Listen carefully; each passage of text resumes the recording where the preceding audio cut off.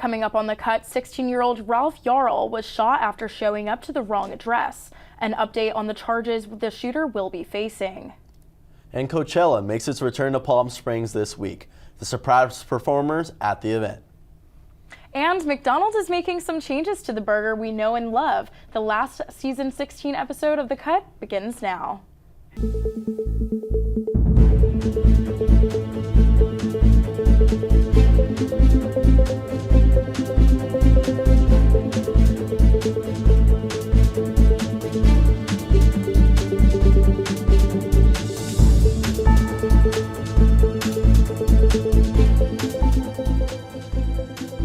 Hello and welcome to the Cut Network. I'm Denzel Cortez. And I'm Leslie Chapman. Prosecutors in Kansas City have charged the man accused of shooting a black teenager after he had mistakenly showed up to the wrong address. This is the man who allegedly shot 16-year-old Ralph Yarl. You are now looking at the protests after the incident. The 16-year-old Yarl was sent by his family to pick up his younger siblings from a family friend's house when he mixed up the addresses.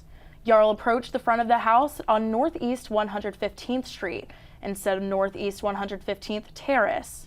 Yarl then rang the doorbell and was answered not to a greeting, but a gunshot to the head and another to the arm by a .32mm revolver. Yarl made his way to a nearby house, bleeding, where neighbors called for help. 85-year-old Andrew D. Lester will face 2 felony charges, assault in the first degree and armed criminal action. Yarl's family attorney said the man told Yarl to never come back to these parts and then shot him. Yarl was released from the hospital Sunday morning, where he is recovering from home. A tragic story, to say the least. 4 people were killed and 32 injured in a mass shooting last Saturday. The shooting broke out at a crowded Sweet 16 party in Dadeville, Alabama.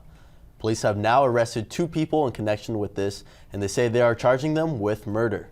Some are reporting the 2 alleged shooters as juveniles. The shooting happened at a dance studio. The suspects were at large for several days.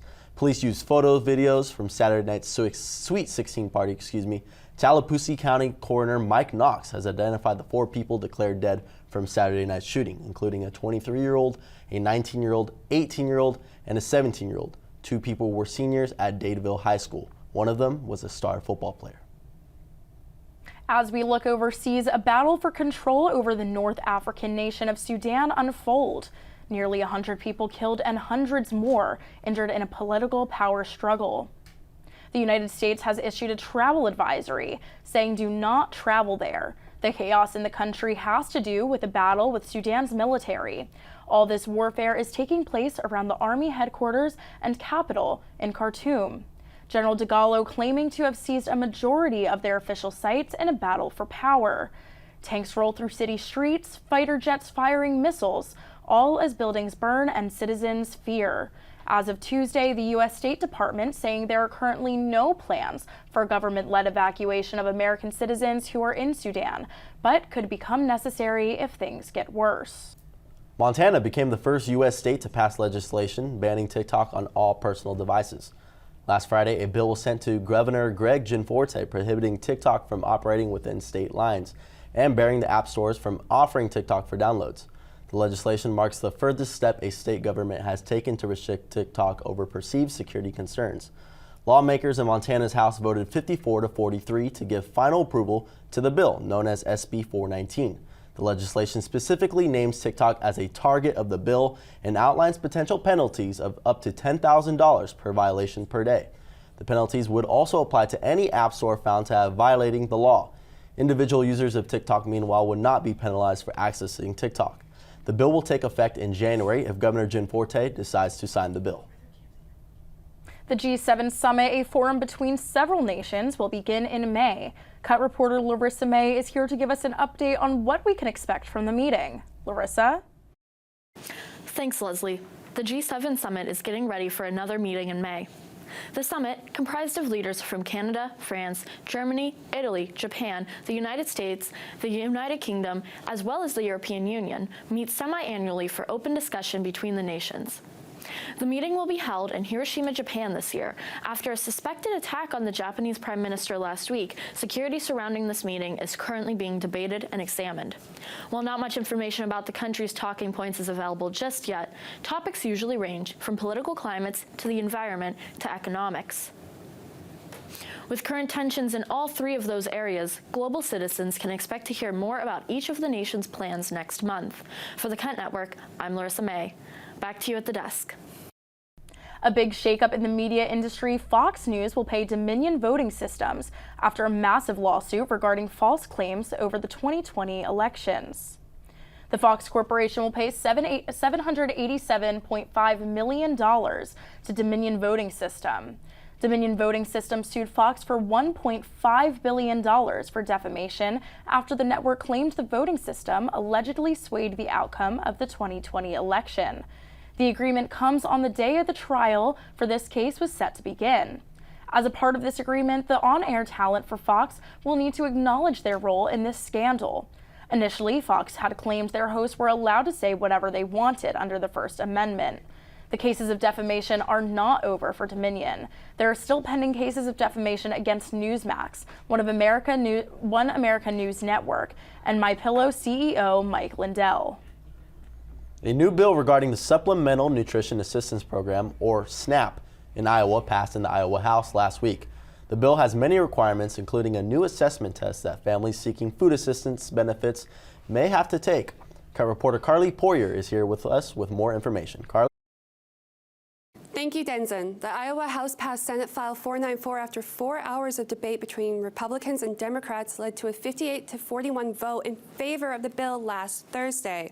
The Republican-backed bill requires new assessment tests for people seeking food assistance benefits with additional and regular eligibility checks on all those receiving public assistance to accept and maintain their qualifications. These new regulations are in hopes to cut down on suspected fraud and save taxpayers money. Some of the new requirements would also make Iowa and Medicaid recipients cooperate with child support services in order to receive any benefits. And Iowan households with more than $15,000 in liquid assets would be ineligible for SNAP benefits. This factor brought the most controversy from the Democratic representatives, who believe that the bill deters those on benefits to saving money for unexpected emergencies, college, or a home in fear of losing their assistance, even when they would be eligible outside liquidized assets. In 2022, roughly 287,000 Iowans were receiving SNAP benefits, with a monthly cost of $60.4 million paid by the federal government and $2.2 million paid by the Iowa state government, according to a nonpartisan analysis by the Legislative Services Agency. The same agency estimates that should the bill be turned into law, by 2026, 8,000 Medicaid recipients and 2,800 SNAP recipients would lose their public assistance eligibility. Additionally, 600 people from the Children's Health Insurance Program and 100 people from the Family Investment Program are also estimated to lose their assistance. The bill also allows Iowa to hire a private company to check on recipients' eligibility, with a 10% contingency payout to the private company based on the total taxpayer savings, thus incentivizing kicking more people out of the program. Iowans are now awaiting their governor, Kim Reynolds' approval of the bill before it's turned into law. Meanwhile, in Arizona, many have been abusing their food stamps and SNAP benefits. You may remember just last month, attorney Chris Mays launched an investigation to find $1 million of lost food stamps. For the Cut Network, I'm Carly Poyer. Thank you, Carly. We will keep you updated as the bill moves forward. Commercial spaceflight company SpaceX scrapped its first scheduled test flight of Starship, a huge stainless steel rocket that could one day carry humans to the moon, Mars, and beyond. The first launch was scheduled to take place in South Texas during a 150-minute window on Monday morning. Just about 10 minutes before its anticipated liftoff, SpaceX CEO Elon Musk tweeted that a valve appeared to be frozen. During a live stream, the company said the issue occurred in the spacecraft's Super Heavy booster, which uses 33 engines working in sync to lift the 400-foot-tall rocket off the ground. SpaceX says it'll need a minimum of 48 hours to plan until the next launch can be possible. This weekend, the FRC World Championship is happening, and we got Cut reporter Pedro Rojo on the teams representing Arizona and Texas. Pedro? First Energize. Presented by Qualcomm. The 2022-2023 season of FIRST Robotics is wrapping up. and the World Championships are around the corner. From April 20th to the 23rd, over 400 teams from around the world travel to Houston, Texas to compete for champion status. 9 teams from Arizona are traveling this year. Team 9059 Coltech Robotics from Castile High School won the Rookie All-Star Award, which is awarded to a new competing team showing a young but strong partnership effort. Veteran teams 498 the Cobra Commanders, 1165 Team Paradise, 2403 Plasma Robotics, and 2486 the Coconuts will also be competing. The Cobras placed 4th among 42 teams at the Arizona West Regional in March, alongside Team Paradise and Team 5199 Robot Dolphins from Outer Space.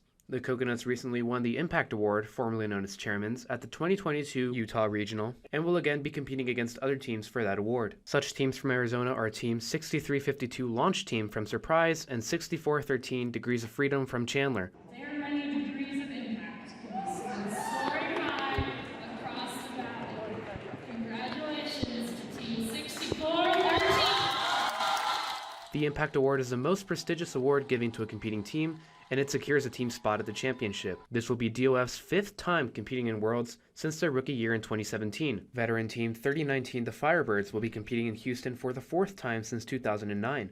At the same time, Team 6833 Phoenix Robotics will be competing for the 3rd time since their rookie year in 2018. Overall, Arizona has begun to have a stronger presence at Worlds, and chances are that the state's robotics program will only continue to grow. Good luck to all the teams participating in Worlds. For the Cut Network, I'm Pedro Rojo.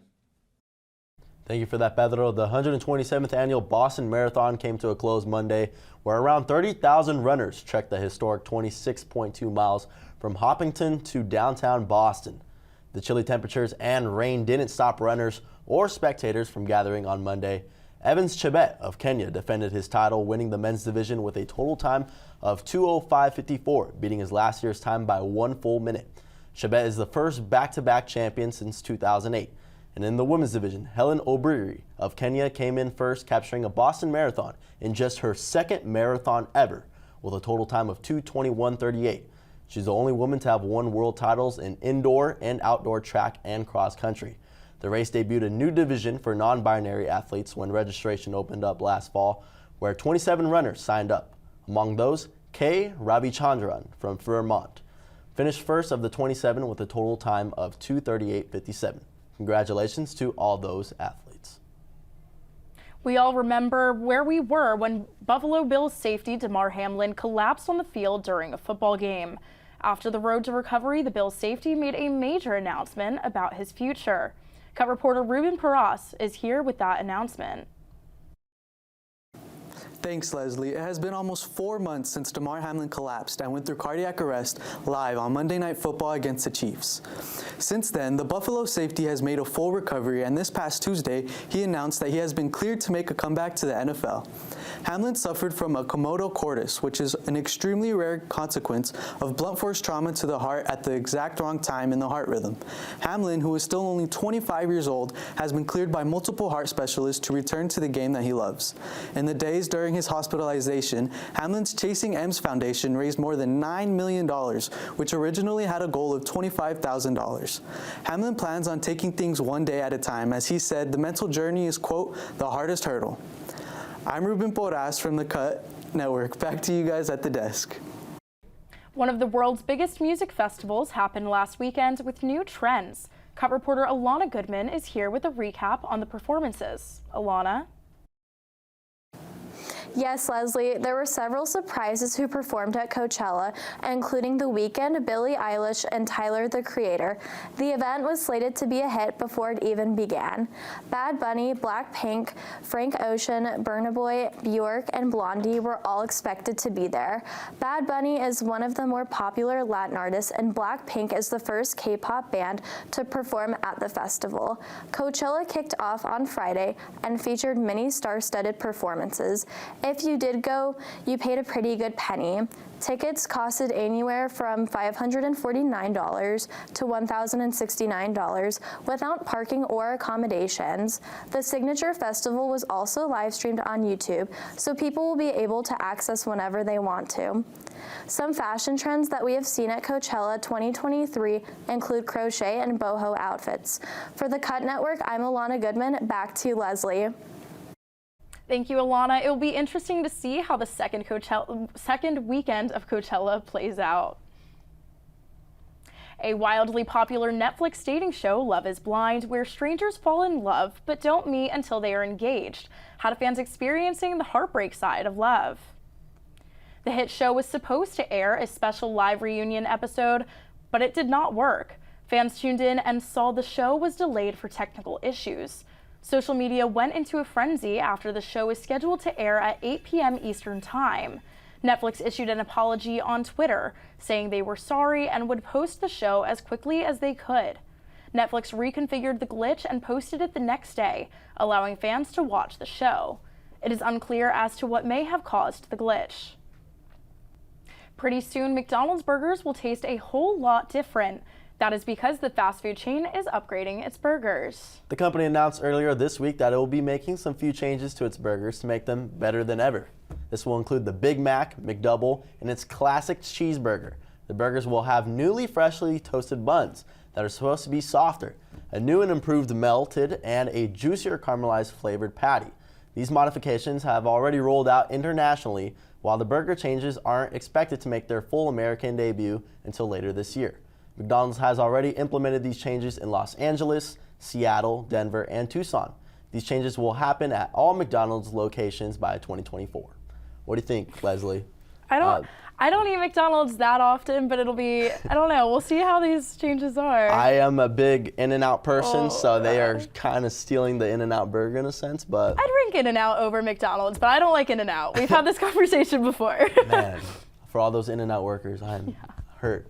Thanks for joining us this season on The Cut. I'm Denson Cortez. And I'm Leslie Chapman.